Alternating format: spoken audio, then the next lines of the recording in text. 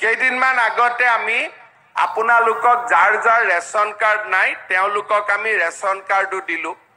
এতিয়া ration card পালে কি হয় যে ৰেচন কাৰ্ডৰ লগত প্ৰধানমন্ত্ৰীৰ আয়ুষ্মান ভাৰত কাৰ্ডো পাই যায়। তাৰমানে 5 লাখ টকালৈকে আমি চিকিৎসালয়ত ট্ৰিটমেণ্ট ল'ব পাৰিম। উজ্জ্বলা গেছ পাই তেলি ডাঙৰীয়াই ভাল কৰি বুজাই ক'ব, যদি বজাৰত গেছৰ দাম 900 টকা, উজ্জ্বলা গেছ পালে গেছৰ দাম 600 টকা, তাৰমানে 300 টকা কম।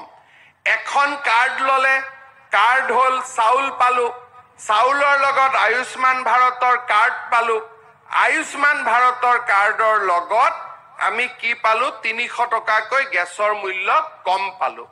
মোৰ ভৱিষ্যতে ইচ্ছা আছে যে অৰুণোদয় মই পোৱা নাই মানুহে বহুতে কৈ থাকে, হয়ও ইমানে পোৱা নাই।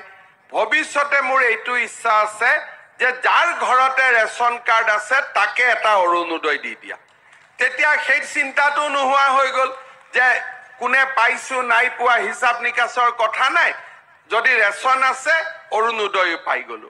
ইয়াৰ লগত আমি আৰু এটা কাম কৰিব খুজিছো যে যিমান মানুহৰ ৰেচন কাৰ্ড আছে তেওঁলোকক আমি বীমা, প্ৰধানমন্ত্ৰীৰ বীমা আঁচনিৰ লগত জড়িত কৰিব খুজিছো। তাৰমানে এক্সিডেণ্ট হওক, কিবা দুৰ্ঘটনা হওক, ট্ৰিটমেণ্ট কৰাৰ কাৰণে বা এক্সিডেণ্ট হ'লে, ঘূণীয়া হ'লে, মৃত্যু হ'লে আমি যাতে চৰকাৰৰ পৰা টকা পাব পাৰো। আপোনালোকে প্ৰিমিয়াম দিব নালাগে, প্ৰিমিয়ামটো ৰেচন কাৰ্ড থকা পৰিয়ালৰ কাৰণে চৰকাৰে প্ৰিমিয়ামটো ভৰাই দিব, আপোনালোকে খালি সুবিধাখিনি পাব।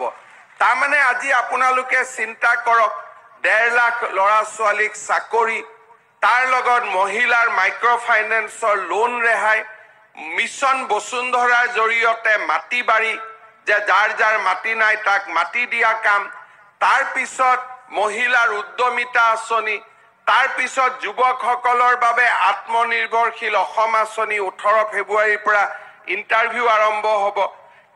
তাৰ